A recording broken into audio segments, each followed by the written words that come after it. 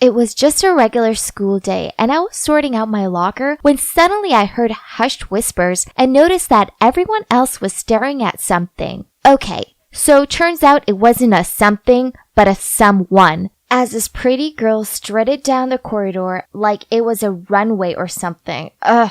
Why was everyone gawping at her, rushing over to greet her, and sticking notepads in her face for her to sign? I hugged my books and muttered, geez, there's nothing special about her. So, my name's Lily, and I'm just a normal girl. My family, yeah, they're normal. My appearance, normal. And my social status, well, that's just normal too. I coast through life, and that's it. Nothing exciting ever happens to a regular girl like me.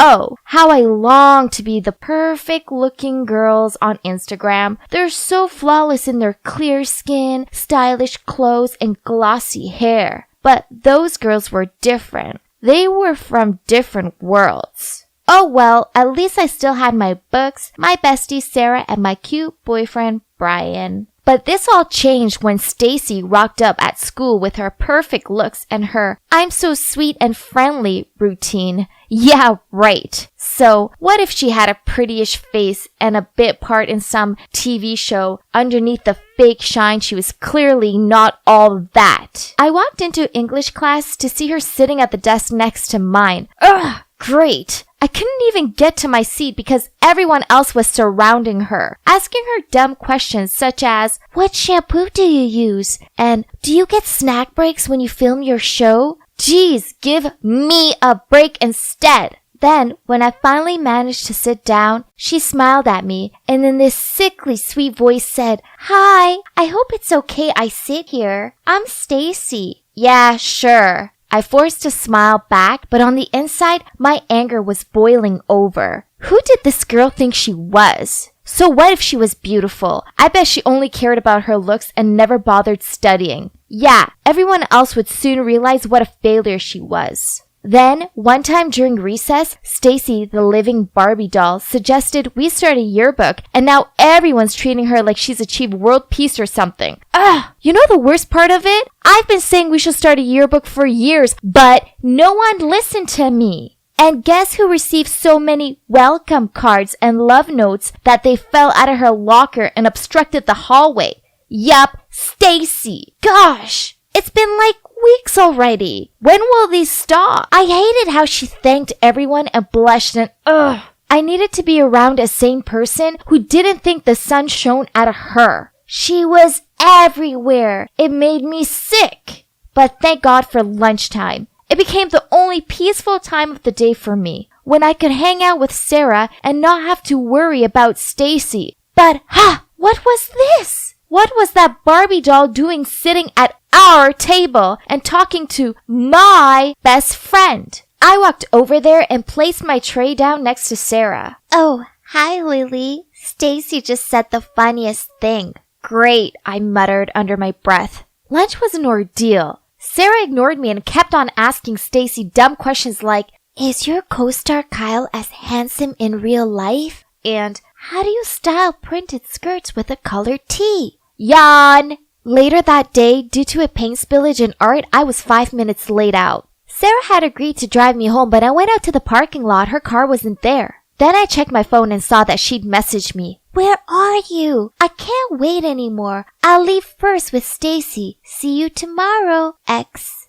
What? Is she ditching me to give that phony a ride? We had been friends since childhood. How could she be fooled for Stacy's act and just throw away our friendship like that? Angry, I messaged her back, "You abandoned me for Little Miss Popular? How could you? I get it.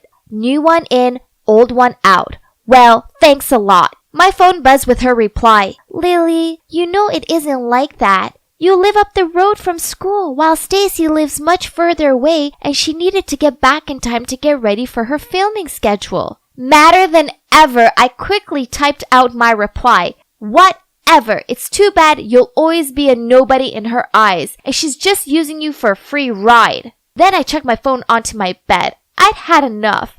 Sarah had made her choice and it was to be friends with that fake over me. Sarah may have fallen into the Stacy trap, but at least I still had Brian, right? One afternoon, I was talking to him out in the schoolyard when Stacy tottered past. Even her try too hard walk was annoying. She smiled over my Brian. Then she deliberately tripped up and dropped the books she was holding. I grabbed Brian's arm to stop him from going over, but he shook himself free from my grip and went over to her anyway. I watched him help her pick her books up, and then she blushed and squeaked out a "thank you." She was the worst. When he walked back over to me with this big grin on his face, I couldn't take it anymore. So I blurted out to him, "How dare you leave me to help her?" He gave me a confused look. "Lily, I was just helping her out." "Yeah, right. You knew she dropped them on purpose to get your attention, but you went over there to her anyway because you think she's prettier than me." He sighed. "You're being ridiculous. You know what? I can't deal with your selfish, jealous streak anymore. Let's just call it a day. We're done." Then he walked off. I stood there watching him, expecting him to cool down and come back. Only he didn't. This was all Stacy's fault. She'd stolen my best friend and my boyfriend. No more. It was time to show her that she wasn't so perfect after all. I scrolled through her social media pages for ideas, and it soon became apparent that she loves boys with toned abs who ride motorbikes. How predictable. I discovered this website where I could hire a boy to play with her heart, then ditch her. It's about time she learned how much it sucked to be undesirable and worthless. Ha! I found the perfect guy called Josh. He was 19, a gym addict, and he had a motorbike. Whoa, he was expensive, but it would be worth it, right? I arranged to meet him at the local coffee shop, and geez, he was even more handsome in person. I wished I could use this money to actually make him mine. Sigh. So the deal is, he's gonna flirt with Stacy, make her love him deeply, and then break up with her. The next Monday, I walked out of school to see Josh parked up to the school gate, holding his helmet and looking like he belonged in a movie. Naturally, every girl was staring at him, but he made a beeline for Stacy. Then, just 1 week later, I saw him picking up Stacy from the school. Whoa! I knew that! I knew I had chosen the right person. Josh was such a lady killer. They looked super close, and I had to remind myself that he was just an actor and he was doing his job. Ha! She was gonna be so heartbroken. But a few weeks later, and he was still picking her up. Huh? Why hadn't he broken up with her yet? So I called him up and asked him what was taking him so long. He replied that he would do it soon. He was just making her fall for him more before he did it. Brutal. Only the weeks passed by and he still hadn't ended it. Then I was walking past the movie theater and I spotted them there, kissing. What? This was not the plan!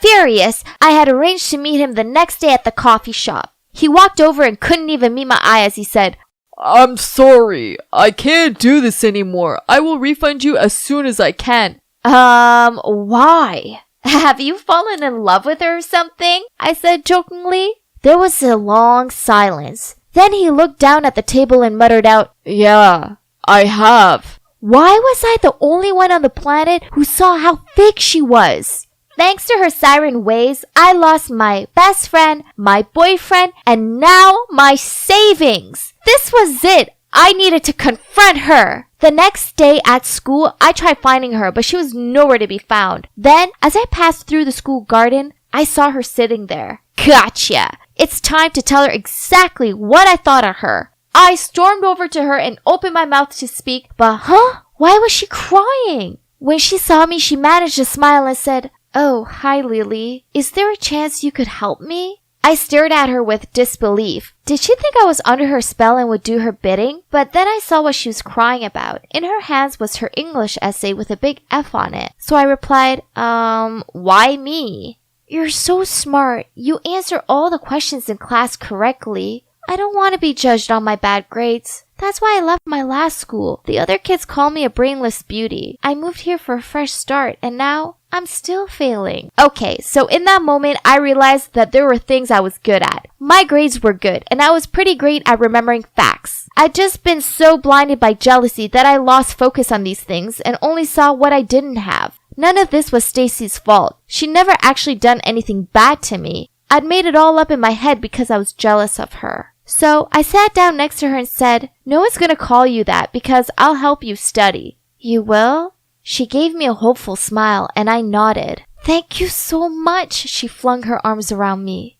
So that's how Stacy went from being my enemy to my friend. She's actually a really sweet and kind-hearted girl. No wonder why everyone admired her so much. And I was wrong to judge her on her appearance and not give her a fair chance.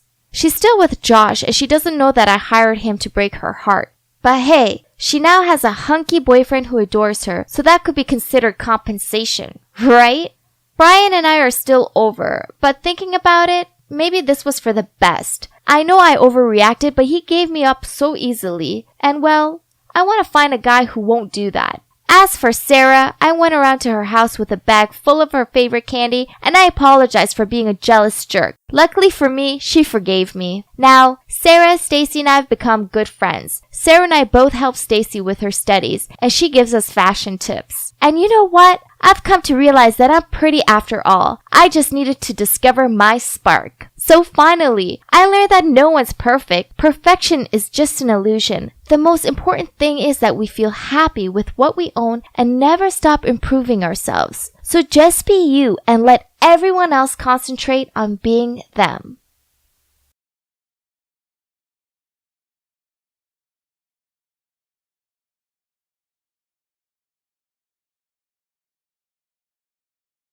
It was the last lap and I was in the final stretch. There was only one car ahead of me and I could see the finish line coming close, so I pushed on the acceleration as far as it could go. Suddenly I heard a weird noise coming from the engine and lost control at once. The car started spinning like crazy and off the track onto the grass. Hi, I'm Natalie and it's me behind that wheel. You may be wondering how I got myself into that situation, so let's begin from the start. I was born into a racing family, so the passion for sports naturally ran in my veins. But my life somehow resembled Maggie Payton in the movie Herbie, as my dad didn't allow me to race. Instead, he put all his faith in my adopted brother, Jeremy, and by pouring everything he knew into teaching him, with a hope that he'd become a great racer. Only the explanation to this wasn't as complex as in the movie. My mom passed away when I was a newborn, but no vehicle accident was involved. It's just my dad was of the opinion that ladies should be gentle and sweet. So he forbade me from participating in racing or anything even remotely dangerous. Despite that, growing up with Jeremy by my side was truly a blessing. Although not related by blood, we were very close. Jeremy often let me take the wheel of his race car without Dad knowing, and he even taught me all he had learned from Dad. Over time, I was able to catch up to him in terms of racing prowess. Today, he had a big race, and as usual, I went to his room to check on him. But he was still in bed. His face was pale and obviously he was in pain. Jeremy, what's wrong? I think I got food poisoning from that gas station hot dog. Gosh, just drop it. You can't drive in this condition. I can't. This is the qualifying round for the championship season. Dad will be so disappointed in me. So, there's only one way. Hey, I can drive in your place. Are you crazy, Natty? Blah. Jesus, see? There's no time. Under the racing gear, nobody can tell us apart. He was reluctant for a while, but finally gave in. So here I am, in a super cool appearance. I felt a wave of exhilaration that sent me sprinting to the track. Passing other racers with deft accuracy, I left trails of smoke in my wake as I smoothly swerved into the tight turns. When I reached the final lap, I gave it my all and finished in first place. Yippee! I got back to the waiting area after the race, then was suddenly dragged away. Hey, Jeremy's here. I'm all right now. Just want to make sure you made it out okay. Congrats on first place. Thank you. Now switch clothes with me. They need to see your face on the podium. As Jeremy raised up the trophy, I couldn't help but imagine myself in his place, overcome with happiness. That evening, the race was replayed on TV. Jeremy, your style is different today. You finally understood how to drive more freely. I've always said you have potential, yet you don't have the guts to shatter limitations. But if you keep racing like that, we may need to get you another trophy shelf. Yes, I'll try. You were really cool today. Keep up the good work. After that race, I still felt the electric rush lingering in my bones. So I asked Jeremy to let me keep taking his place. Enough, Natty. Last time I did it as a last resort. You don't really want to be a racer anyway. Let me help you. In the meantime, you can focus on your passion. Seeing him hesitate, I continued. If you're afraid of being caught, just be there at all times so we can swap back whenever we need to. Jeremy's Jeremy. Couldn't say no to my puppy eyes. After that, I wore Jeremy's racing suit and entered all of his competitions. During that time, Jeremy would covertly hide among the crowd and wait. Oh, did I mention that my brother is a huge crochet fanatic? He even runs an Etsy business stocked with incredible pieces he made all by himself. Things were going kind of smoothly, but public practice was out of the question because we had to keep this a secret from Dad. So Jeremy's plan was for me to pretend to be dating the team mechanic, Royce, also his best friend. This would give me an excuse to go to the track on a regular basis to practice. The following day, Jeremy took me to meet Royce, and luckily he was so friendly and agreed to assist us right away. Although balancing school and racing was hard, I still nailed it beautifully. At school, nobody knew I came from a racing family as we never appeared together in public. Not to brag, but a lot of guys were smitten with me. However, this dude, Liam, stood out. He's actually Jeremy's biggest racing rival, so I couldn't help but laugh internally as he made many attempts at wooing me in school. If you were a vegetable, you'd be a cucumber. Just to turn green with envy at me on the racetrack, as he had no idea it was me under this costume. It made sense, given he hadn't lost to Jeremy this many times before. Yeah! Hey, Jeremy, what's your deal? Your racing style has changed so drastically. Just then, a staff member from our team turns to me. Yeah, and you've been really quiet lately. I'm just focusing on the competition. And so, this began my official rivalry between Liam and I. We were racing neck and neck, but all of a sudden my engine died and stopped in the middle of the track. I watched as a few cars zoomed past me and Liam took the win. My win. Seeing that dude get out of his car and reveal his smug face had my blood boiling. The next week, I was in another race to make up for last week's fiasco, but this time I had a flat tire. Were the racing gods against me beating Liam? Due to my recent losing streak, some of my sponsors threatened to have their sponsorship withdrawn if I don't win the next race. So this time, I got Royce to triple check that the car was ready to race. I scrutinized every nook and cranny, same as the last few races. If something goes wrong again, then my guess is that you have a petty guy willing to sabotage you.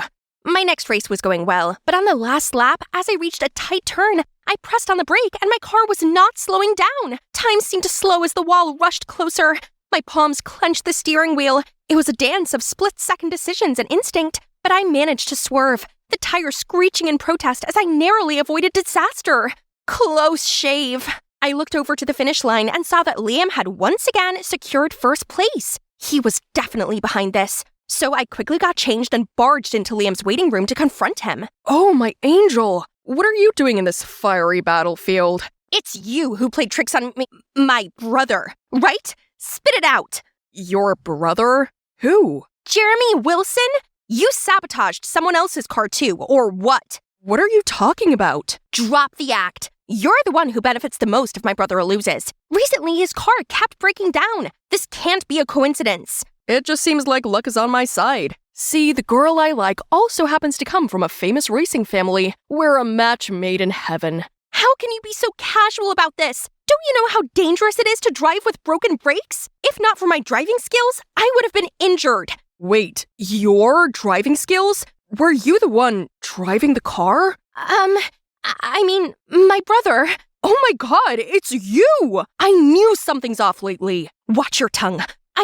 I didn't say anything. Focus on the actual conversation. You either confess to the crime, or I will investigate and expose your true face to the whole world. Mark my words. I couldn't believe I just let my secret slip to my biggest rival. If Jeremy knew this, he'd definitely tell me to quit racing. So after a sleepless night, I decided to meet Liam for a proper talk, but he found me first. Are you Google? 'Cause you have everything I'm searching for. Stop messing around. I'm not done with you yet. The you broke my car case? I had no idea about it, I swear. I'm competitive, but not that low. But isn't it normal for a car to suddenly break down sometimes? Put that aside. Anyway, have you told anyone about my identity yet? No, but what's up with that? I want you to keep your mouth shut. So let's make a deal. What do you want? Except for a date like in some sappy rom-coms, of course. Then nothing. Just don't avoid me anymore. And tell me why you have to disguise as your brother. That's none of your business. All right, then I'll ask someone else.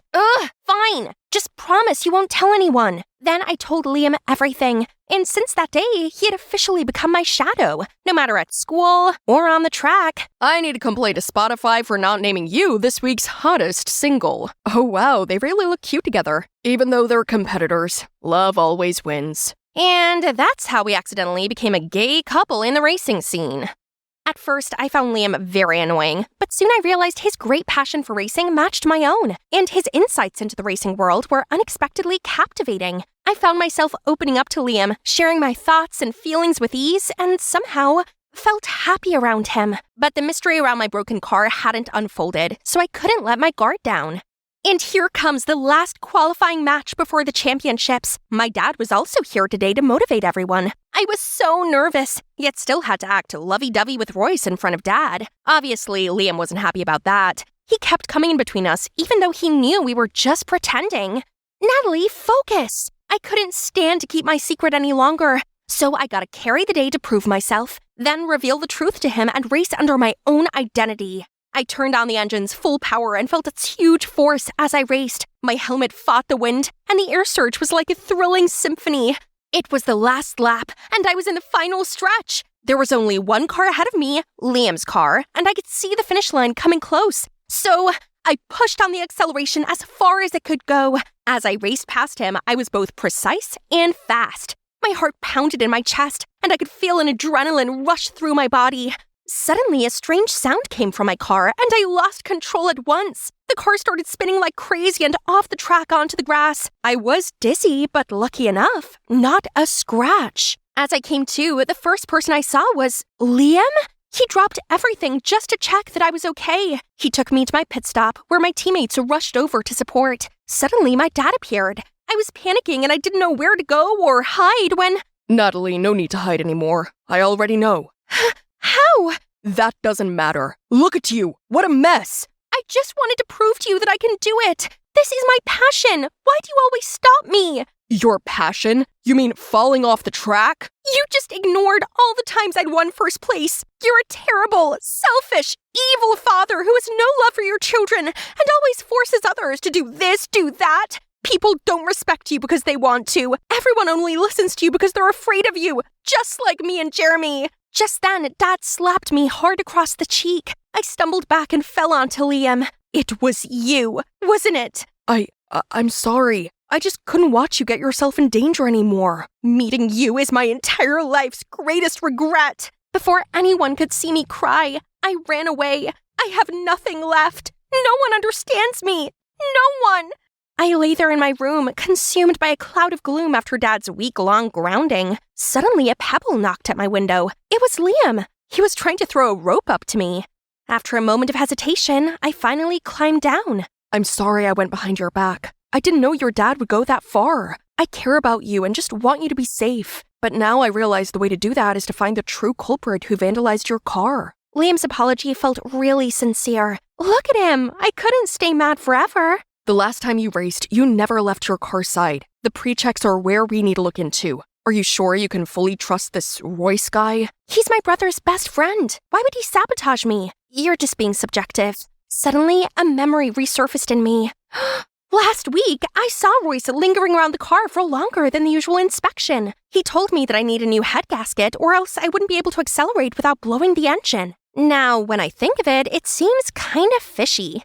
So we rushed to Royce's shop immediately. Natalie, what are you doing here? I'm sorry to hear things have been rough between you and your dad. But you're not sorry for almost taking my life? What are you talking about? Cut the act. I've got all the evidence against you. What evidence? Shut up. I have CCTV footage of your criminal acts. If I give it to the racing committee, you'll be out for good. What do you think? My hands were trembling as I hoped that Royce couldn't see through my bluff. But shockingly, Royce's face went pale and he crumbled to the ground. All right, Natalie, it's me. But I didn't mean to hurt you. I just want to help Jeremy. How does that help Jeremy? Actually, I have a crush on him, and Jeremy confided in me once. I don't know what to do.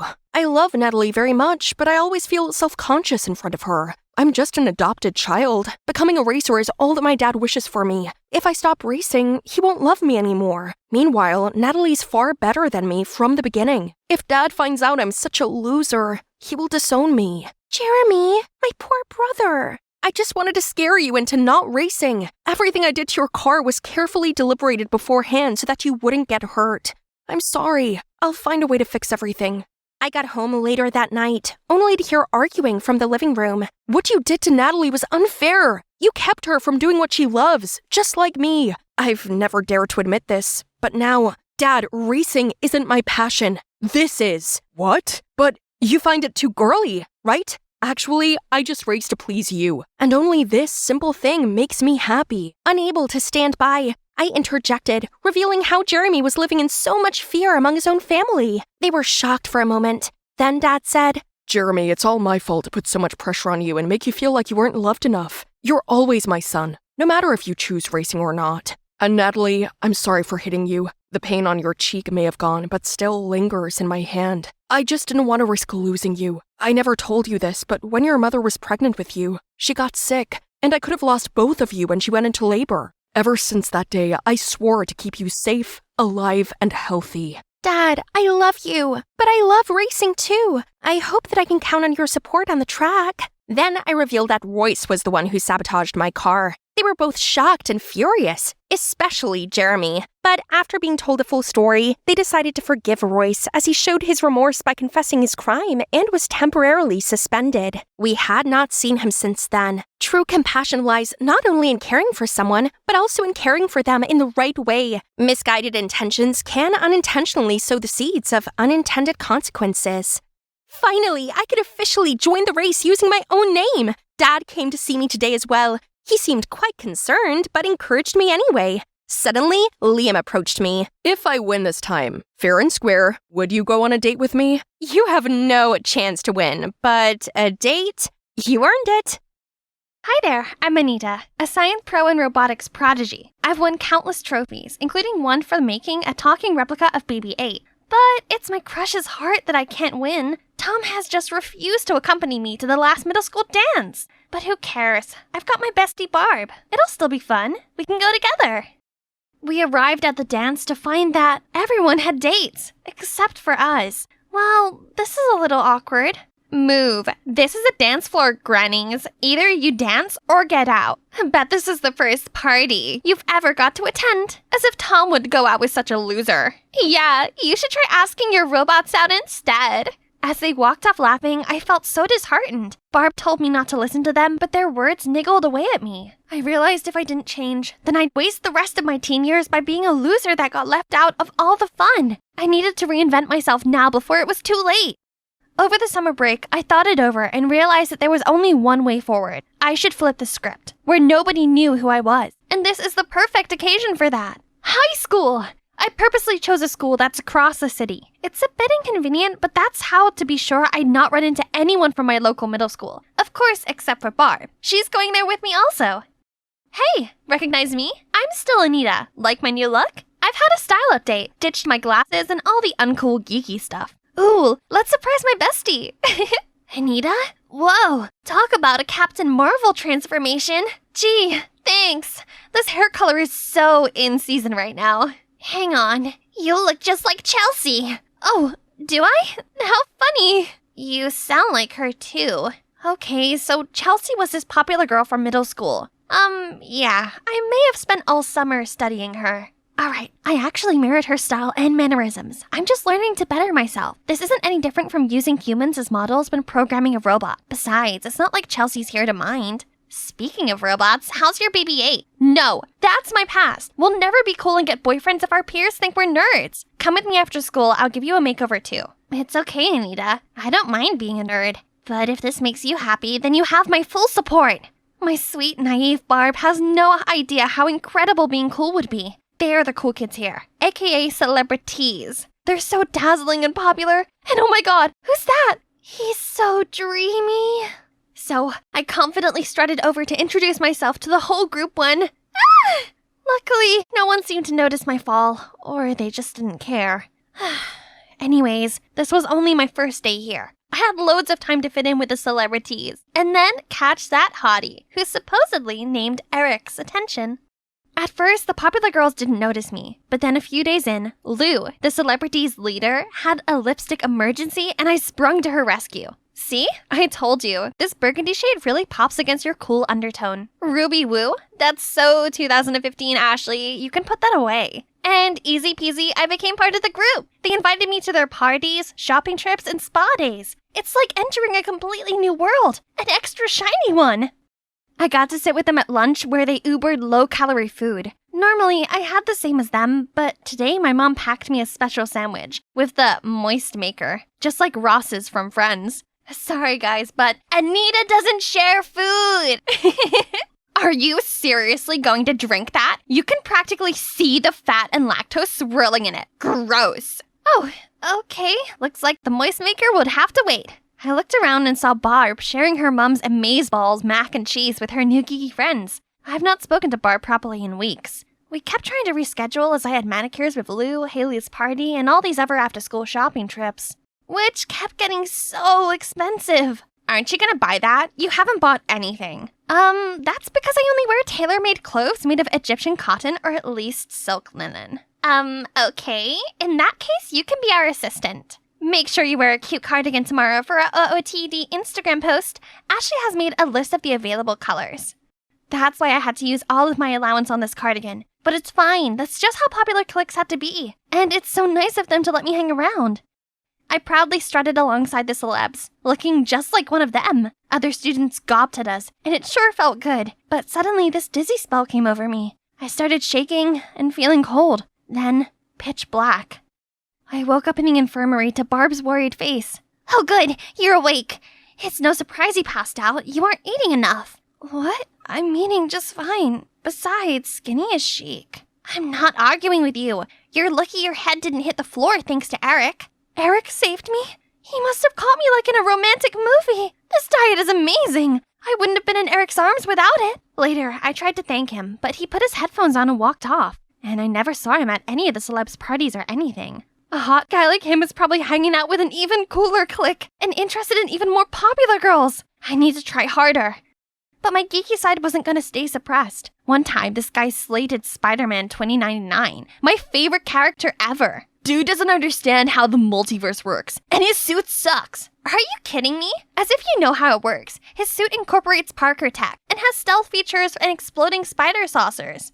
Okay, cool it, new girl. It's just some weirdo jumps around in spandex. Right, be cool. Cool kids didn't geek out over superheroes. Luckily, everyone else seemed distracted. I turned to look and saw them already flocked around some new kid with a huge backpack, a comic t-shirt, and jeans. It's like looking at middle school me. When I managed to get a closer look, I almost fell over in shock. It was Chelsea! Why would pretty, popular Chelsea do a total 180 on her looks? I tried to avoid Chelsea, but then one time when I was trying to approach Eric, she appeared, and he actually spoke to her. Does Chelsea know Eric? Since when? How come? Ah! Time stopped as I stared into his big, dreamy eyes, but falling for each other again? You might as well just stay in his arms. I quickly walked away and past Chelsea. Our eyes met. Did she recognize me? She didn't say anything, but was that a smirk I saw? I needed to find out if Chelsea really recognized me, so I turned to Barb. It was a bit awkward, as we hadn't spoken in a while, but luckily Barb was cool about it and said she'd try to find out. We chatted a bit, and then she asked me, "We are still going to Comic-Con on the 7th, right?" Yeah, of course. Can't wait. I was excited about Comic-Con until a few days later, the celebrities had a big announcement. They were attending Conan Gray's concert on the 7th. Are you coming, or do you have some tragic nerdy convention to go to? Huh? That's oddly specific. I panicked and said yes to the concert. We had to give money to Ashley the next day, and she would take care of purchasing everyone's tickets. But thanks to that overpriced cardigan, how am I supposed to afford this? I guess there was one way to pay for it. Me and Barb's Comic-Con fund, which we'd been saving since middle school. I was only borrowing and would definitely pay it back. The following day, the celebs gathered to discuss the concert. Out of the corner of my eye, I saw a flustered-looking Barb. What about our plan? Did you just spend all your savings on some concert you don't even care about? I'm sorry, I promise I'll pay you back. I just needed some time. So, you spent my share too? How could you? I felt terrible. I never meant to upset my friend like that. I just really wanted to fit in. Only, after that day, I found myself miserable with the celebs. The more time I spent with them, the more things about them got me second-guessing this group's dynamic. For instance, they talked a lot about the importance of being eco-friendly, but ordered Uber Eats almost every day, and constantly brought new, cute, reusable straws in Stanley cups. Moreover, it was always lose weight or the highway, and they even trash-talk their own group members behind their backs. I found myself often looking around for Barb and then feeling extra guilty. On my way home, I was dragging my feet, feeling awful, when I passed an appliance store. I saw some students from my school's robotics team struggling with their droid, so I gladly offered a hand. If you want my lunch money, take it, but please leave Gears Brosnan alone. We worked hard on it. I tried explaining that I just wanted to help, but they kept pushing me away. I stared down at myself and realized that I wasn't welcomed because I'd given up everything to look like a celebrity. However, I didn't feel like one. I'd stood by and let the celebs push everyone else around. Was this really the life I wanted? That weekend was supposed to be spa day with the celebs, so I went out to the mall to ask Lou for my concert ticket. I was gonna sell it and pay Barb back. Only when I got there, I saw Chelsea with them, but she looked like her cool self again. Uh-oh, I better go. But too late. Chelsea caught me and told everyone. Guys, look who's here. Fun fact, Anita and I used to be friends back in middle school. Cover yourself in foundation all you want, but your nerdiness will still show. Everyone started laughing, and that's when it dawned on me. They were all in on Chelsea's plans to expose me. I wanted to leave, but I still needed my ticket back. Sure, you can have it back, but on one condition. Wash off your Chelsea disguise and go back to being pathetic little you again. And so they told me to wash my hair in this decorative basin in a Lush store before everyone's confused eyes and their live streaming cameras. I swallowed my pride and did it. For Barb. But afterward, Lou turned back on her word. Actually, I gave it to Chelsea. Tough luck. Oops, too bad I never agreed to the deal Lou made with you. I felt overcome with panic and shame. I ran and I bumped into someone. Eric! Seeing how upset I was, he took me for coffee and a chat. As soon as we sat down, I burst into tears and told him how I'd lost everything. My popularity, dignity, friends. It all started to fall apart when Chelsea turned up all of a sudden, and then the domino effect took over. Chelsea? I'd always known she's catty, but I never thought she'd go that far. How can you be friends with her?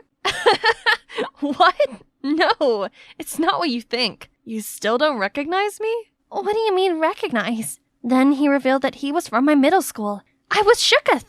But if I squinted real hard, I guess he did look vaguely familiar. Whoa, puberty hit you like a truck. Same for you. Yeah, no, it wasn't puberty for me. I got emotionally scarred from being an outcast and became afraid of missing out on cool stuff, so I turned myself into a Chelsea clone to be popular. That's insane. But if it means anything, I prefer the old you. It's great seeing you at the school, but when I saw that you changed and joined the celebs, I was kinda apprehensive. But for real though, I would have died for you to notice me. I was beyond surprised. He liked me all along?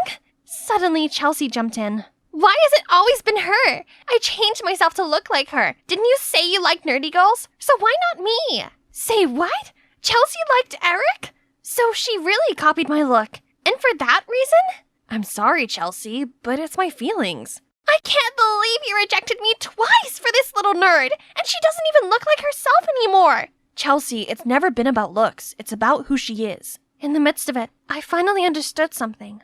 I was fine just being me. I never needed to be anything else. I've switched schools and turned myself into a dork for you! Ah! You're lucky this time. I watched Chelsea stomp out. I realized how I was constantly anxious and on edge, that I'd messed up while hanging out with the celebrities. I missed the truly happy moments with real friends where I could just be me. All this time, I thought I'd been missing out on all the fun, but turns out, I missed nothing. The true way to have beautiful teenage years is to spend it with people that really appreciate you and do the things that you actually enjoy. I thanked Eric, then left. There was something important I needed to do first. I went home and fixed my BB-8, then took it over to Barb's house. Sorry, Barb. I'm so sorry, Barb. I was so desperate to be cool that I overlooked what really mattered. I miss you and our friendship so much. I missed you too. And I saw that humiliating video and just wanted to know you were okay. On second thoughts, I'll forgive you if you give me your BB-8. No can do, as I'm selling it online to make money to pay you back. I only brought it here to make my apology more meaningful. Did it work? We both hug. The next few days at school, I tried my best to fix things. I returned to my old image, well, with a slight upgrade. I can't let my beauty skills go to waste now. And I dug out all my geeky stuff. I showed up at the robotics club, and this time I confidently strode over and immediately fixed their robot. I told you I could help. Don't judge a book by its cover. That's the celebrity's job. Look at you, all happy and smiley with your own loser nerd kind. Yeah, I'm happy. While you once tried and failed to be one of us, remember? Being a nerd isn't just about appearance, it's about what's inside. By the way, how was the concert? I heard your fanatic behavior got you kicked out. Sounds exciting. Chelsea and the celebs looked fuming as they sashayed off, but I didn't care, as I was finally back where I belonged. My precious Sunday is ruined because of my not-so-precious sister, Emma, who insisted on dragging me to church for some sister time. We walked in to see the priest rushing over. "Welcome in. You must be our new member, Janet." Whoa! Just then, the holy statues nearby all fell over and shattered to pieces. It's a bad omen. She's a jinx. No!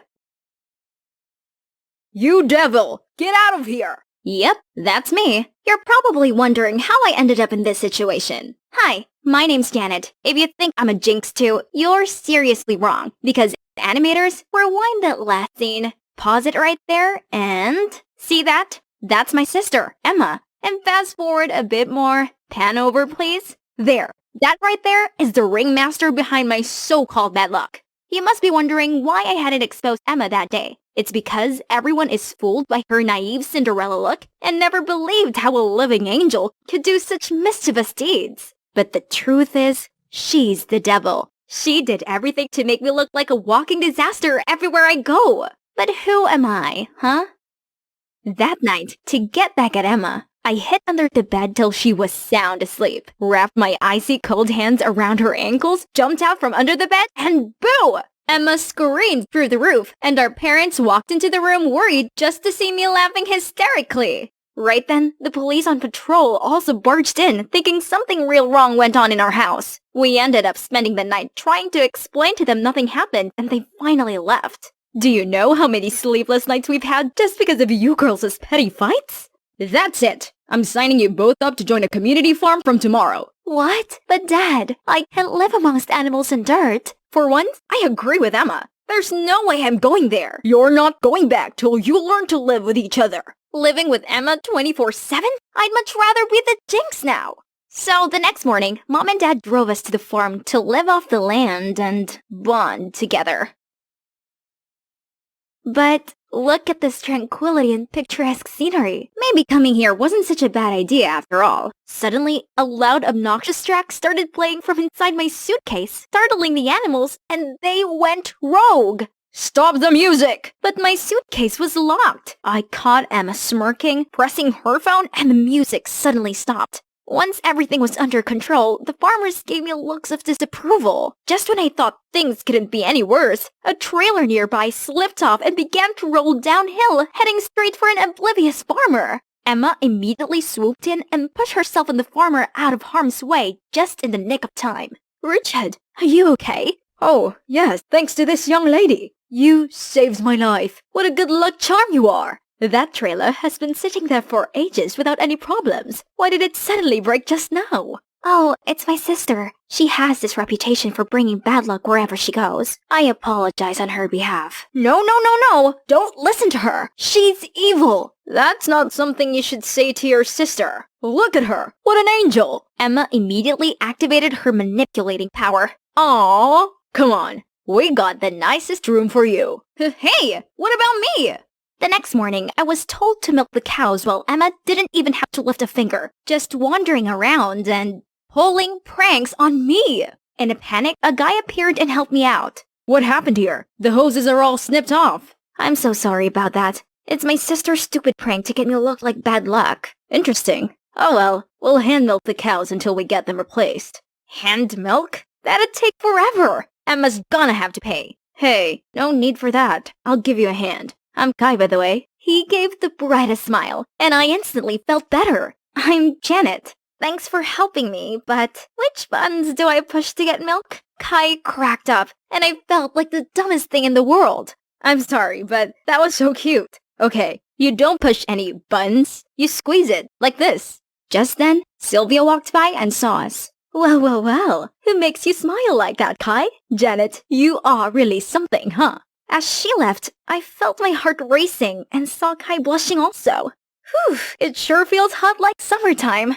So, Kai, how long have you been living here? Just recently. I'm actually a skier from the city too, but I came here due to some stuff. Come on, let's go sell the milk.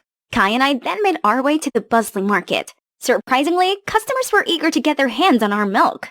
I was ready to make my first hard-earned cash when suddenly, you'd better watch out. You'd better not buy, better not drink this milk right here. Jinxie Janet's coming to town. The crowd buzzed with concern over our milk. Actually, I thought someone else was a jinx. You see, our milk is especially fresh today, all thanks to my good luck charm, Janet. She and I worked all morning to milk the cows by hand. Thanks to Kai's words, the crowd was excited again. Just like that, we sold out in just a few hours. Woohoo! But when we got home, people started praising Emma for bringing good luck to the business. Actually, it was Kai and me who milked the cows, and more thanks to Kai who did most of the heavy lifting. She has nothing to do with this. The room suddenly felt awkward and people started to look away. Only Sylvia cared to acknowledge us. I see. You two make a great team. What about us? I think we'll make a better team. Get off of me, you creep! Ouch. Feisty. Oh my gosh, are you okay? Why are you acting like such an animal, Janet? I'm alright. She may be a bit cold right now, but she'll warm up to me in no time. Right, princess? Emma immediately gave me a death stare. Aiden, why are you here? I'm here for you, brother dearest. Mom and Dad are worried sick back home. Holy cow, these two are related? But they're nothing alike. Well, it does explain why their tension was scorching up the room. Stop it, you two. Always with the bickering. It's getting late. Janet, will you go and lock the barn door? Oh yes, definitely. But before I reached the barn, a hand suddenly pulled me back. Keep your claws off of Aiden. He's mine. Oh, I see. You're smitten with him, huh? Well, too bad, because he seems to like me instead, sister. How dare you? Emma dashed ahead of me towards the barn, turned all the lights on, blew on the deafening whistle, and the sheep went wild again. I desperately tried to stop the panic herd, but no use. Only when the farmer showed up and let the shepherd dog do his job was the scene under control. This is all your fault. You bring us nothing but bad luck and chaos. That's not true. I was trying to help while this was Emma's doing. Stop with all the blaming and start learning some manners, will you? I was stunned. Behind Richard, Emma grinned slyly. She won this time, but not for long. 'Cause how about I steal Emma's crush, aka Aiden, right in front of her? Well, actually, I didn't really have to steal anything, 'cause Aiden always found his way to me first. And he also brought Kai along. It was like something was going on between them, and they kept fighting to get my attention. They showered me with food, fought over the seat next to me at dinner, and wouldn't let me lift anything remotely heavy. It was getting a little annoying, but seeing Emma fuming with jealousy each time is so worth it. One afternoon, Kai and I were picking flowers in the field when he gently tucked a flower in my hair. It looks good on you. Then he lifted my face and leaned in closer. I was floating in the summer breeze, ready for a kiss when we both got shaken up by the engine revving. Aiden? Sup, pretty thing? Wanna go out with a date with me? She's with me, can't you see? Well, maybe I'm blinded. Blinded by my love for you. How about you two can show some brotherly love and go together, huh? Then I walked off, only to see Emma's blonde head sticking out from the flowers. Hey Aiden, on second thought, I'd love to go with you. Shall we? Driving away, I could see Emma furious, and Kai with sad eyes following me? But the thing was, this was hella awkward. I don't feel like flirting if there was no Emma. And he, well, I don't know, couldn't stand it anymore. So I told him to stop at this random clothing store and insisted he try on this fancy suit. Whoa, you cleaned up nicely, huh? Do I not look good usually? Well, you kinda look like a hooligan. Is that genuine joy I see on your face? What? I'm always smiling. Oh, really? You and Kai were ready to bite each other's heads off just then. You don't know everything about us, Janet. I know you have a thing for him, but I can never let you two be together. Not this time. We came back to the farm to see Emma waiting for us, all agitated. You tramp! Isn't Kai enough for you? Now you're playing the double game with Aiden? And you're just jealous because Aiden doesn't like you. That's right.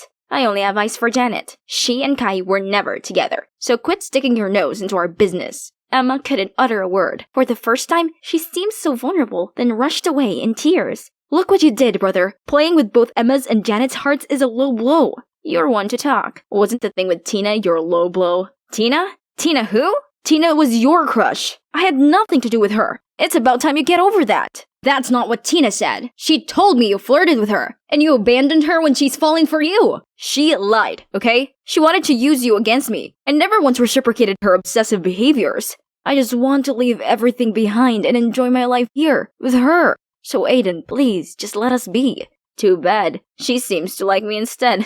Can't you see? She doesn't care if her sister likes me. She still chose me over you. Dang, those words hit me hard. I didn't realize what I'd done to Emma all along. It's time to end all these silly sibling conflicts. Guys, stop. Can't you see you're hurting each other just like Emma and I? Janet, this jerk lays with you and Emma. He deserves a fist or two. No, Kai. I'm not exactly innocent either. I was also using Aiden to get back at Emma. You what? I know. But all these petty revenge doesn't bring us any good. No one wins at all. And honestly, I regretted having hurt Emma. And so should you guys. You want this golden boy to drop his sky-high ego? Yeah, good luck with that. I'm not a golden boy, Aiden. Are you kidding me? With all your success and skiing trophies, Mom and Dad can even see me behind all that. When you left home, they freaked out and made me go looking for you. Do you know the reason I quit skiing and left home? 'Cause Mom and Dad wouldn't stop pressuring me. It's suffocating. Every time I stand on the rink, my whole body shakes like crazy. I'm not perfect, Aiden, and I did not want to take away any attention from you. I'm sorry if you ever feel that way. Well, I didn't know. You could have told us what you'd gone through. To who? To Mom and Dad? The ones who keep pushing and nagging? Sorry I wasn't there for you. Heck, I was the worst. Right? You two could work this out. Now if you excuse me, I have my own sibling conflict to resolve. I was about to leave when we heard Emma screaming, "Fire! Fire! Help!" We immediately rushed to her, and the fire already caught on the haystack. It was spreading fast. I accidentally knocked over the oil lamp. What do we do now? You go call the firefighter. Aiden, you go get everyone here. Us two, we will go get water. Go, go, go! Kai and I tried our best to pour bucket after bucket of water, but it only stopped the fire from spreading, not put it out. We almost exhausted ourselves when the farmers arrived along with the firefighters, and luckily, after half an hour, everything was under control. Phew! But then, the farmers started surrounding me. It was because of you, isn't it? Every time incidents happen, you're always on the scene. Coincident? I think not. There we go again. But this time, I'm too beat up to even say anything. Then, there was Emma, petrified in fear, so I used every last effort to stand up. That's right, I knocked over the oil lamp and caused this fire. What are you doing? It's okay, I'm used to this. No, it was my fault. Janet's just trying to take the fall. In fact, this whole time, I was the one doing all the damage and blaming it on Janet. Was this for real? Emma standing up for me? You? Is this some kind of childish joke? You could have really harmed everyone here. This is our life work, not your girls' playground. I'm truly sorry. That's it. Tomorrow morning, you'll have to leave here for good. Both of you. We had no choice but to call our parents to pick us up. Meanwhile, I gotta pack my stuff. Hey, I know I've been mean to you since forever, so why did you still take the blame for me? I'm just tired of petty fights. Besides, I feel bad for stealing Aiden away from you. I don't have any feelings for him, and I don't think he falls for me either. I just wanted to mess with you. I figured. I actually heard what you guys were talking about before, and it hit me hard. You know, I used to enjoy being the only child. Yeah, no kidding. But honestly, when you came, it felt like all the attention and love was stripped away from me. I felt so lonely and jealous, so I decided to make you the center of attention, but in the worst way possible. I'm sorry. It's okay. It's all in the past now. I just want us to get along. And me not be called a jinx anymore. You got it. The next morning, our parents arrived all angry. We were so ready for a long-term grounding, but once they saw us holding hands, they were pleased. Honey, I think your plan worked. I knew it. You two can be little troublemakers, but deep down you still love each other. Come on, let's go home. Can we just wait for a few minutes? I don't want to leave without saying goodbye to Kai. But what took him so long? I gotta get going. Then Kai finally showed up. Wait up! I rushed out of the car and ran to give him a big hug. I thought you wouldn't come to say goodbye. How could I not? Especially when you forget the most important thing. Really? What is it? It's me, you silly. Oh, you're coming back to the city? Yes, I have a reason to be back now. To the city, to skiing, and what is it? It's you. Suddenly, a tree fell over right beside us and crashed the mailbox, causing all of the mail to fly out. You really are bad luck, aren't you? Hey, that tree was already rotten. And don't you think that it barely missing us means I'm good luck? I'm just kidding. I stood in front of this shabby cottage, trying to calm myself, and went inside. One step in, and the door snapped shut. I freaked out and banged on the door. "Let me out! Let me out!" But only ghastly laughter resounded. Just then, I could feel someone coming close to me. I turned around and was terrified by what I saw. "Hey, Clover here, the one that just got scared witless." I know, so embarrassing. Let me tell you how I got myself into that situation in the first place. But before I do, please like and subscribe. I used to have everything. I come from a family of esteemed cardiologists who's made numerous contributions to the medical field. And as the next generation of Howards, I took immense pride in continuing their legacy, which was getting a Harvard medical degree and becoming a doctor. That's why I always made sure my academic record was top-notch. I went to this elite private school, aced every subject, and became the class president. Finally, winter dance prepping's finished, so I could sit back and watch this magical night come to life. Suddenly, my phone got a notice. It's an article about my parents and how they were involved in an operation that cost a patient's life. No way was this real. But when I looked up, everyone was giving me bombastic side eyes. Jeez, I should go to my parents now. I had to ask as soon as I found them. "Mom? Dad? What the press is saying isn't true, right?" "Honey, listen. When the patient was brought in, there wasn't much we could do for her. It was too late." Turns out she's from the Albert family, a very powerful family in the country. They didn't take it too well, especially her son. He blamed my parents for his mom's passing, meaning this media crisis was his doing. My parents explained to him many times, but to no avail. Now he even took legal actions against them. They had no choice but to show up in court. The incident quickly became the talk of the town. Everyone was throwing jibes at us. Gosh, all these turmoils were driving me insane. "Clover, can you solve this equation? Clover? Clover, stop!" The whole room turned silent for a second and stared at me like I was some freak. I picked up my books and stormed right out of class, but still, whispers followed me everywhere I went. There was no other place for me to be, so I just ran home and wept tears of frustration. My parents came in all worried for me. They thought maybe it's best if I stayed at my aunt's place. "But Mom, Dad, I can't just leave you here." "You're not leaving us. It's just that things are messy right now, and we don't want you to be affected. Besides, it's just temporary. Once the lawsuit's over, we'll reunite." "Promise?" "Promise." When I arrived at my aunt's house, she seemed annoyed. "Your room's in the attic. You're just here temporarily, so do not make any fuss. It's bad enough your parents got slapped with a lawsuit." Just then, I got a text. Mom's checking in on me. I shouldn't worry her, right? But honestly, I'm not sure how I'd survive this place. First day of school, I had to ride this pile of junk here. Cycling alone made me sweat like a dog. Just then, a boy passed by and yelled at me. "Hey, you got a fat side!" "Excuse me?" "I said you got a flat tire." Oh, that explains a lot. He helped me fix it. A few minutes later, the bike was good to go. The guy's Percy. He went to the same school as me, and today was also his first day. So, we arrived at school together. As soon as we entered the hallway, everyone stared at us. Suddenly, two girls came dragging me aside. Who are you? Why are you with Percy? You're not his girlfriend, right? Jeez, I met him 10 minutes ago. I don't even know who he is. OMG, you live under a rock or something? He's Percy Albert, the sole heir of the powerful Albert family. That name. Could it be a coincidence? The son that insisted on suing my parents went to the same school as me? Hold on, Clover. This could be your chance to manipulate him into withdrawing the lawsuit. And boom! Things could go back the way they were. Let's see. I could make him fall for me. People would do anything for love, right? Lucky me, Percy and I were in the same biology class where we worked in pairs. The two girls from before, Holly and Jody, started fighting to be his lab partner. Meanwhile, he straight up asked me. Well, not a finger lifted and the prey was already in my trap. That night, I went on his social media account and found out he often golfed at Rolling Greens. I could be a caddy, just had to apply for the position.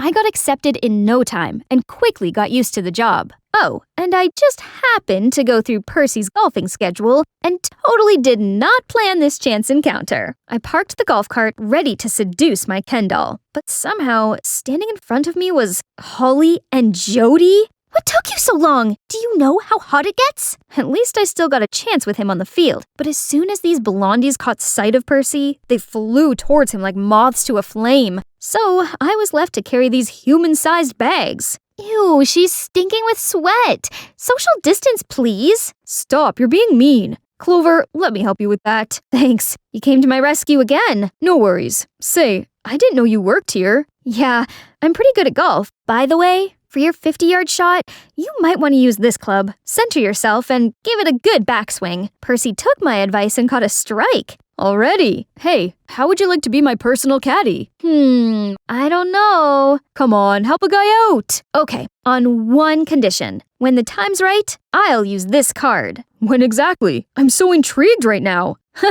You just wait.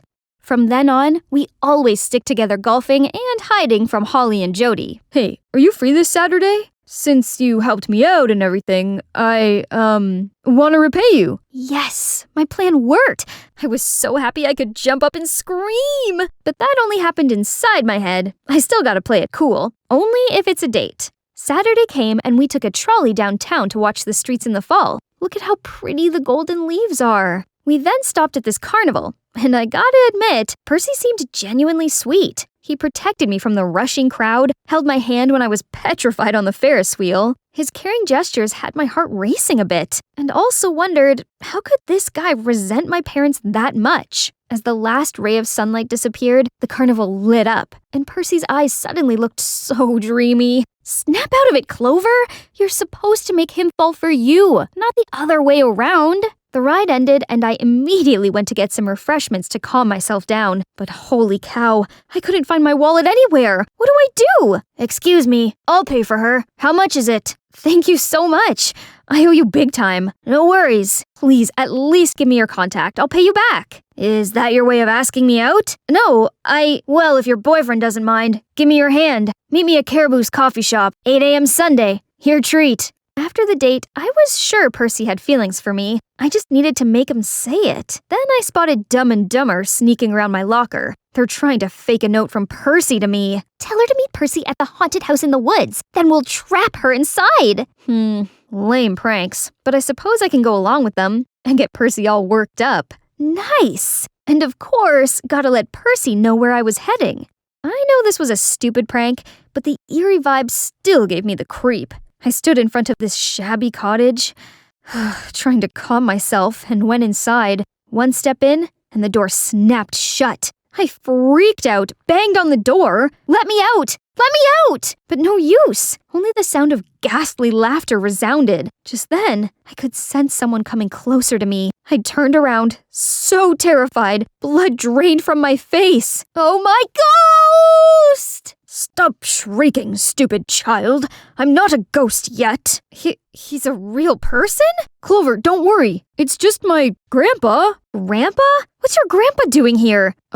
This is my house. So, this used to be his granddad's house when he was young. Since Percy's mom passed away, Grandpa's health deteriorated. No one in the family cared about him except Percy, as they were all deep in sorrow and hatred. Percy mourned for his mom too, but had to stay strong for his grandpa. So, he brought him back to this peaceful house, hoping Grandpa would feel better. At that moment, I felt bad for what happened to Percy and his family. Losing their loved one must have been so painful. I suddenly understood his motive now, and he badly needed this hug. Clover, I think I'm in love with you. I gushed over his words. Looking in his eyes, I knew it was real, and what I felt for him was also genuine. We could work this out, right? I'd tell him the truth and my side of the story. He'd understand. Percy, But one phone call from Mom changed everything. Honey, we lost the case. Their son has taken everything away from us.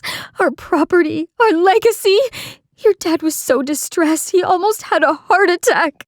Hearing Mom's words, tears started streaming down my cheeks. What was I thinking? How could we possibly be together? After that, I avoided Percy completely. I also decided to move out of my aunt's and find a new place. And guess who hooked me up? It's Hunter, the guy I met at the carnival. We did end up going on a coffee date. He seemed cool and knew his way around town. So I asked if he knew a place that me and my parents could stay, as they'd move here soon. Look at this. Pretty cozy, huh? Hunter was nice enough to help me move. Just then, there's a knock on the door. I opened it to see Percy. He got so worried and went looking for me. But once he saw Hunter, he was dumbstruck. Didn't expect you'd find this place so fast, brother. Wait, you two are brothers? Sadly, yes. And we're supposed to mourn for our late mother. Yet here he is playing lovebirds with you. If losing Mum isn't that big of a deal for him, let's see how he'd like losing you. Don't you dare touch her! Or what? You'll punch me? You Alberts are the worst! Was ruining my family not enough?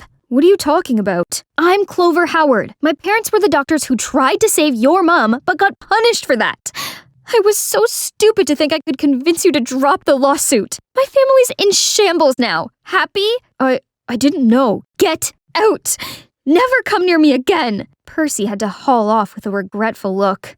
A few days later, my parents arrived. I told them everything that had happened, but they said the son who pressed charges was actually Hunter, not Percy. Turns out, their family situation was complicated. Hunter went missing when he was 7, and not until recently did he return. But then his mom unexpectedly passed away. He must have been so miserable that he had to take it out on us. Percy, on the other hand, was really thoughtful and understanding. He did all he could to stop his brother, and I just put it all on him. I had to go fix this. When I got to the cottage, Percy was trying to stop Hunter from messing with my family again. You don't get a say in this. You grew up with Mum's love while I got nothing, and you couldn't even pay her proper respect. We can mourn her in different ways. Mum wouldn't want us to dive deep in hatred. Mum wouldn't want us to befriend people who couldn't save her, and you fell in love with their daughter? Traitor! Hunter was about to punch Percy. I had to stop him. Quick! Clover?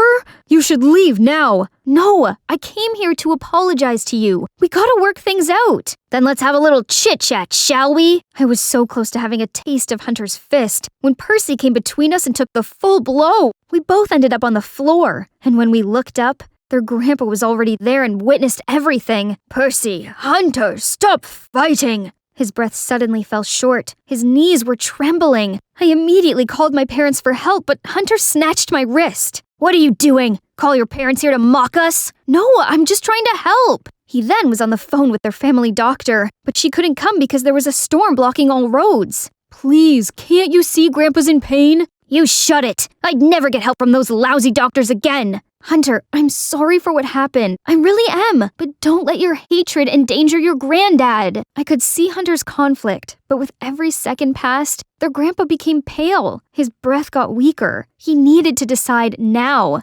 Please, save him! I immediately called my parents. Minutes later, they arrived and gave him first aid right away. Luckily, Grandpa reacted positively to the medication and gradually recovered. Hunter then broke down in tears. I can't believe I almost put Grandpa in danger just because of my blind hatred. And you didn't think twice about helping. I'm so sorry, everyone. Clover, Mr. and Mrs. Howard, I promise I'll make this right. The following day, Hunter arranged a press conference admitting he was wrong to bring my parents to court. Thus, he'd take full responsibility in fixing his mistakes, including clearing our reputation and compensating us financially. When it's settled, we started a new life here. My parents bought a house, founded this hospital to help people, while I got to continue my dream of becoming a doctor. Harvard meds, here I come! Oops, almost forgot. Of course, Percy and I got together. You didn't think we went through all that, and I never admitted my feelings, did you? I'd been holding it back for what felt like forever. Now, I get to have my happy ending. Hi everyone, I'm Lydia, and I'm gonna tell you my amazing but totally bizarre story. But before I do, please like and subscribe. I have a big sister, Gwen, who's 2 years older than me, and she's basically a genius. From as young as I remember, I idolized her. What is 25 squared? 625, Dad. Honey, what's this? It's The Starry Night, an oil-on-canvas painting painted in June 1889 by the Dutch post-impressionist painter Vincent van Gogh. While I'm, a bit different. And Lydia, I have 10 candies. I'll give you 2. So how many do I have left? Isn't this doll cute, Daddy? Yeah, I'm no genius, with no particular talent, no flawless beauty, and almost no friends either. But Gwen didn't mind and was always supportive of me. It's fabulous! Fabulous! It's fabulous! That's why I adored her a lot and tried to copy everything she did. It's fabulous! What's so fabulous about my cat dying? Oops, wrong timing. Then, when I was 16, Gwen left for college. Out of sight, but definitely not out of mind. My parents went on about her all the time, which only made me miss her more. I dreamed of going off to college and having a perfect life, as she did. But for that to happen, I needed to shake up my plain Jane life. I wonder what my hidden talent is. Could it be dancing? No, definitely not. Okay, maybe singing would be better. Right now I'm in a state of mind I wanna be in like all the time. Ain't got no tears left to cry. That's enough. Next. Gosh, why can Gwen make it seem so easy? But at least my grades didn't fail me. I studied my butt off and finally got into law school just like Gwen did, then moved out. Yahoo! So here comes my first day of college. Send me spiritual strength, Gwenny. I successfully joined the cheerleading team and boys started noticing me. But I only had eyes for Ethan. My super handsome boyfriend. Finally, I achieved the life I'd always wanted. Thanks, sis, my real-life role model. Then one day, I arrived home to see a familiar figure waiting for me. Gwen! I was so happy, thinking she'd finally freed up time to visit me, but she looked so upset and had gained weight. A bit. College life seems to have fattened you up. Lydia, I'm pregnant. What the chocolate fudge? One eternity later, I finally managed to close my goldfish mouth, then invited her inside. I dropped out of college 6 months ago, then found out I was expecting a baby right after. My due date's in just 2 weeks, and I have nowhere to go. Please, Lydia, let me stay here. Our parents must not find out. I can't face their disappointment. How about my disappointment? She was meant to be perfect, but she's just ruined everything. What about the father? He has to study in France, so you're the only one I can rely on right now. As mad as I was, I still felt sorry for her. She is my sister, after all. So I let her stay, but refused to talk to her. During the whole week, she hardly slept a wink. She plodded around the place, constantly trying to rub her back and tensing through the pain. I hated seeing her in so much discomfort, so yes, I caved. Together, we prepared for the arrival of our new family member, and I have to admit it, I was kinda excited. Let's find an adorable, meaningful name. Okay, let me do some research. Love Rosie is my favorite movie, so let's name her Rosie. Wow, that's fast. Baby Rosie was born healthy and happy. We three had such a good time until one day, I arrived home from college to find a note and an envelope inside Rosie's crib. My darling Lydia, I'll be away for a while longer. 2 months, I suppose. I have to make some changes so that I can provide for Rosie. Please take care of her for me and do not tell anyone about this. I will be forever grateful for this. G.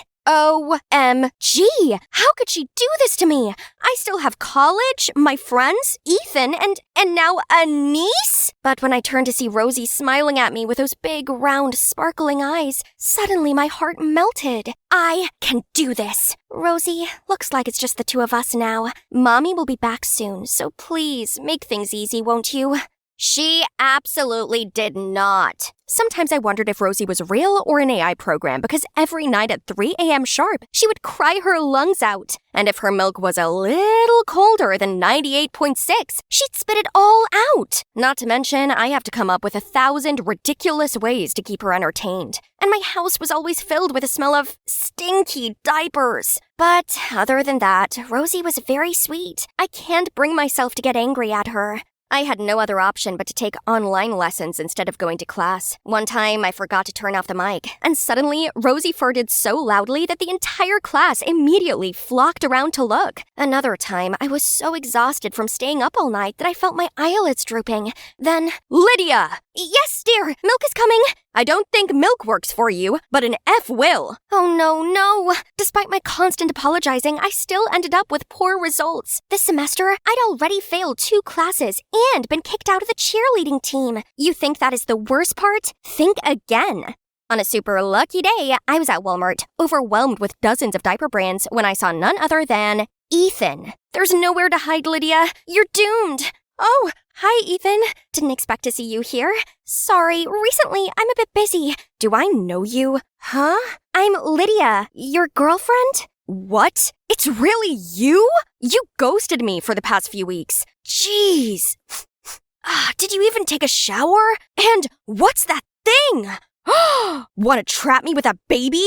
No, she's not my child. And it's true that I forgot to wash my hands after changing Rosie's diaper this morning, but anyway, please, I just need to look after her for a few more weeks and everything will be back to normal. That's enough. Look at you. You're just like a cave girl. By the way, use this. And you know what? We're over. No words can explain how pathetic I am right now. It's all because of your mom. She's such a... Now my life's a living misery, all because of you two.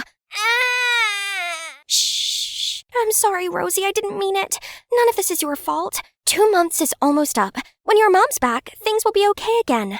But 2 months passed, and Gwen was still nowhere to be found. Worse still, the money she left ran out. I had no choice but to find work, so I took a personal tutor job where students came to my place to study. Not a single soul applied, until one day I opened the door to see this guy. Hello, can I help you? I saw this flyer and want to attend the class. Oh, really? Sure. Come on in. Turns out, he's Augustin. He wanted to get onto the same law course as me, but last year he didn't make the grade. I tried my best to keep an eye on both Rosie and Augustin in separate rooms, but once in a while, Rosie let out a squeak. You hear that? That's my cat. Solve this equation. I need to go to the toilet. But you went 10 minutes ago. I have a small bladder. It runs in my family. Any problems? If you fall in love with someone, just confess like this. My love for you is like diarrhea. I can't hold it in. Mwahaha! Disgusting. I pity anyone who falls in love with him. I hurried back in to see him on his phone. So much for working hard. Huh. Hey, if you really want to get into college, at least put some effort into it. Like how you did your Snow White makeup. Oh no, it's baby powder. It's flour. I'm making bread. Didn't know you can make bread in the toilet. It's okay, teen mom. No need to hide your baby anymore. No judgment here. Seeing as the game was up, I told Augustin the truth. Surprisingly, he seemed understanding and even asked if he could see Rosie. Whoa! Who knew Mr. Jokester could be so good with babies? I've never seen Rosie so full of joy and laughter like that. Gradually, I no longer saw him as my student, but more like a friend. It's not like he came to my place to study anyway. We talked a lot, even outside tutoring sessions, and I learned so much about him. You'll never fulfill your law school dreams by playing games all the time over studying. Who said law school is my dream? And this is not a game. Huh, a fashion website? Don't tell me it's yours. Yeah, I'm the founder of this brand. No way! And what's this? Can you really sell this plain cap for $200? It's not about the cap. It's about the brand's design. He then told me he had always dreamt of opening his own fashion chain, but his parents never supported it and just wanted him to be a lawyer like them. That's why he was never serious about his studies and messed about. So, what's your dream? Become the best judge in America? It's totally not a hard question, but why am I speechless? I just want to be as cool as my sister, but she's not so cool anymore. Right then, Rosie squealed and filled her diaper, which somehow saved me from the situation. But Augustin's question got me thinking. I need to find the answer. You look distracted. What's on your mind? I found it! I want to be perfect! That's vague. How do you define perfect, though? Does it make you happy? I'm not sure. How about this? Have you ever thought about it? Oh, this is nonsense. Forget it. I've forgotten to take care of myself for so long. My boyfriend dumped me, and now my friends also ignored me. I became a loser, all because of a baby. Right then, my lecturer emailed me. A last-minute spot had come up on the debate team for the most important competition of the year. This is my big chance. But how was I supposed to care for Rosie and prepare for it? After a whole night of tossing and turning, the doorbell woke me. Was it Gwen? Oh, it's just some strange guy. Hi, you must be Lydia, Gwen's sister. I'm Kyle, Gwen's boyfriend, and her baby daddy. What on earth? Look at him! I didn't know Gwen had such a weird taste in men. Aren't you studying in France or something? What? Yeah, but without my baby, France, Germany, or even the North Pole are all meaningless. Can I see her now? And after that was the reunion of the century. Thanks for taking good care of Rosie, but now I'll do it. That's my duty as her father anyway. Kyle might look intimidating, but he seemed to love Rosie sincerely. So even though it broke my heart, I gave Rosie to her dad. Besides, there's a huge opportunity waiting for me. I put all of my focus into studying, and it was all going amazingly. I ate the competition and left no crumbs, then even got invited back onto the cheerleading team. My dream life was back. But why did I feel like I had this big hole inside of me? Congratulations, best debater of the state! Thanks. Sup? You took back everything you wanted. Why the long face? I don't know. I just feel empty. So, what can we do to make you feel happy right now? So, here we are, at Rosie's place. What's that loud crying and scolding sound? I impatiently pressed the bell, and Kyle took forever to answer. OMG, is that cigarette smoke?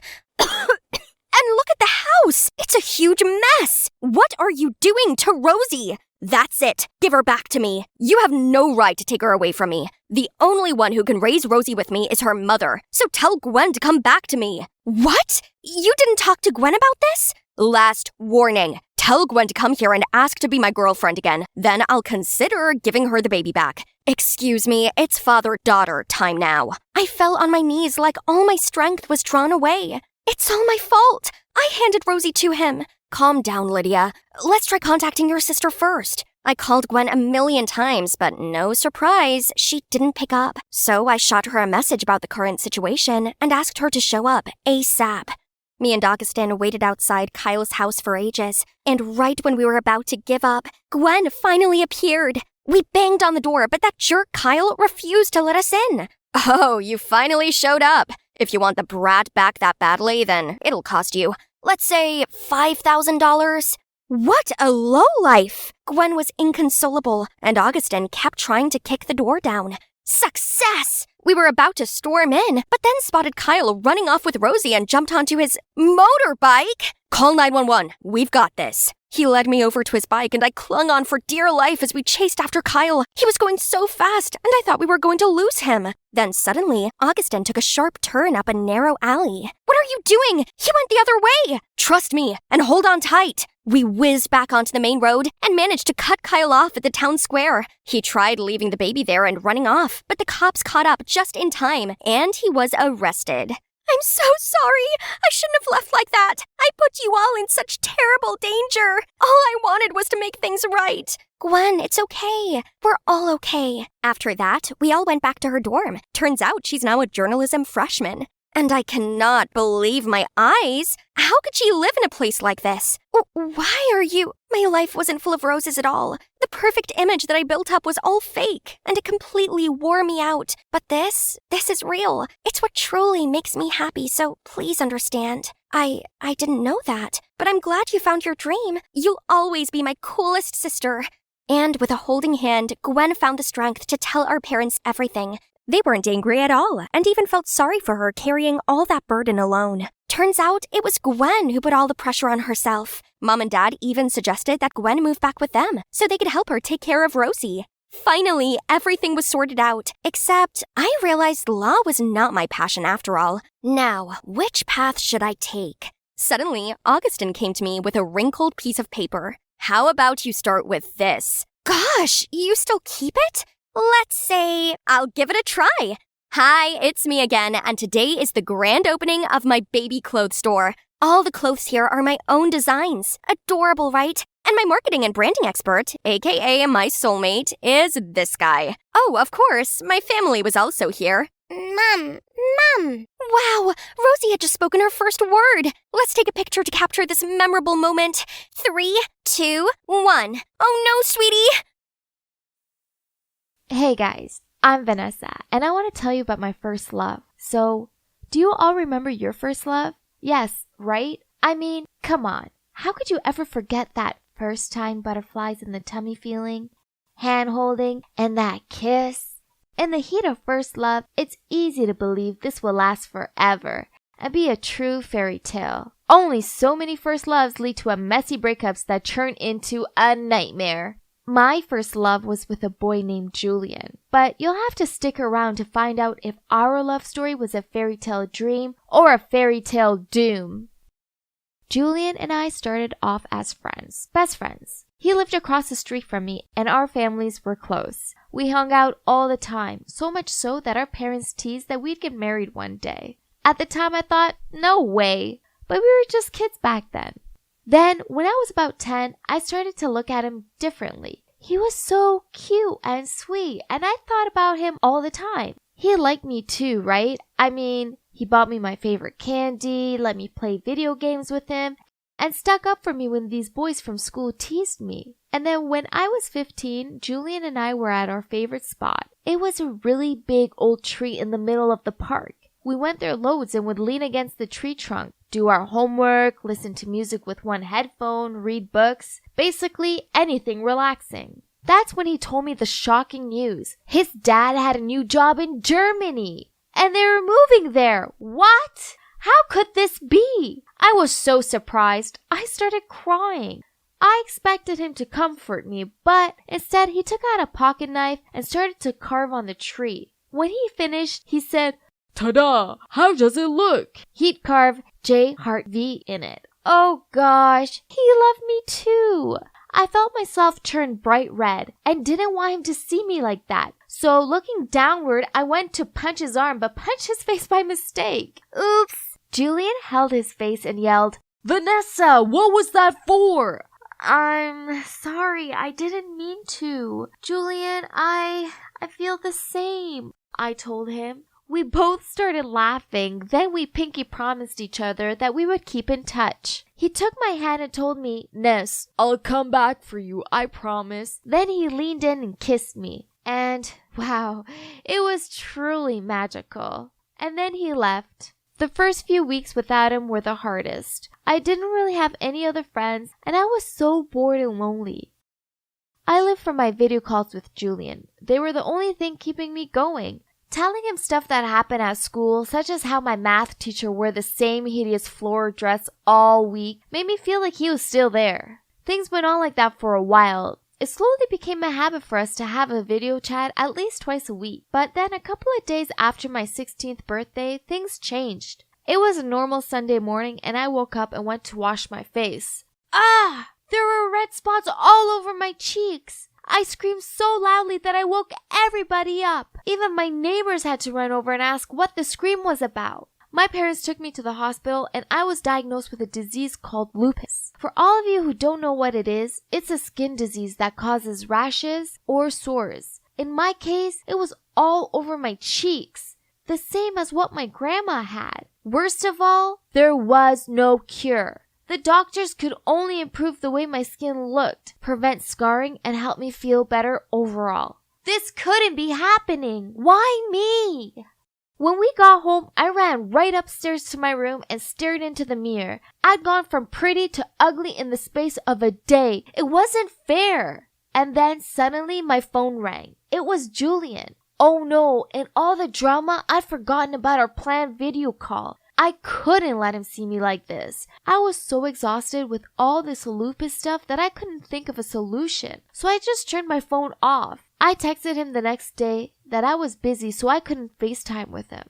This carried on for weeks. I just couldn't bring myself to tell him the truth. Then he texted me saying that he got the message loud and clear, that I didn't want to be his friend anymore. I texted him back telling him this wasn't the case and I'd just been super busy. But the damage was done. He stopped calling me after that and even unfriended me on Facebook. And that was it. I lost my best friend and also my first love, all because I couldn't cope with my new appearance. Little by little, I was shutting myself off and pushing everyone around me away. I just didn't want anyone to see me like this. Instead, I wanted to hide away from the world. Each day, I'd watch my classmates hang out together and I'd walk off by myself and go to my favorite tree, lean against the trunk, close my eyes, listen to some sad songs, and remember all the good times I had with Julian. This was basically part of my daily routine during the whole 4 years of high school. School finished and I moved away to college. Things got better. I made a few friends who accepted me for the way I looked and slowly, I started to accept it too. There was this one tree on campus. It looked just like the one back at home, so I went there all the time. One day, I was sitting there reading a book when this guy in a baseball cap started measuring the ground. Then, without looking at me, he said, "Excuse me, can you please move?" I was confused, so I asked, sure, but why? The guy replied, "Oh, the college is going to build a new cafeteria here, so we have to chop down this tree." What? They wanted to chop down my favorite spot on campus just so that they could build some stupid cafeteria? No way! Who was this guy anyway? And didn't anyone ever tell him it was rude not to look people in the eyes when talking to them? I gave him a piece of my mind. You architects are all the same. You never give a damn about what you have to destroy to build an ugly building. Leave this tree alone or I'll chop you down. Then I gave him a really dirty look. He just shrugged and carried on measuring. This made me so mad that I kicked him in the butt, causing him to fall onto the ground. His cap fell off and whoa, it couldn't be. Julian? Was that really him? But how? Wasn't he in Germany? Why was he here? And why didn't he recognize me? I mean, I had a different haircut and all, but I didn't think I've changed that much. Or was it because of my lupus? Suddenly, I heard him say, What the? Are you mad? What's wrong with you?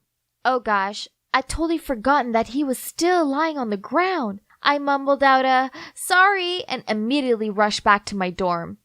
That night, I couldn't sleep. Instead, all I could think about was Julian. He was so handsome and so tall. How could he have become so good looking? Why did this stupid disease pick me? There was my first love right in front of me after all those years apart. But because of my disease, he didn't know who I was. He blossomed and I hadn't. Maybe it was for the better that Julian didn't recognize me. If he knew this was how I look like now, oh boy, I didn't even want to imagine how embarrassed I would be. So, okay, let's just put it aside for now. What I first needed to do was save my tree. There's no way I was letting the college chop it down. I did some research and found out that the construction would begin in a week. So, I had time to convince as many students as I could to protest against it. And when the day came, I had about 20 people with me. We all held signs and said, "Save the tree" and "Stop the chop." The head of campus, Julian, and the construction workers were trying to make us leave, but we were persistent. At the end, they had to push back the construction dates. One of us remained by the tree at all times, come rain or shine. It was exhausting and cold, but it was worth it when the tree was saved. Then, one day when I was on tree guarding duty, my friend rushed over to me and excitedly told me that the college was going to change the location of the new building. That was such great news. Apparently, Julian had told them that the ground was more suitable in another location. Why would he help us all of a sudden? Did he have a change of mind? I went to class with those questions that kept bugging my mind, and right after school was out, I came over to the tree again, and to my surprise, I saw Julian standing next to it. I walked towards him and asked, "Why did you convince them to change the location of the building? I mean, we really appreciate it, but why the change of heart?" Julian froze for a second and then said,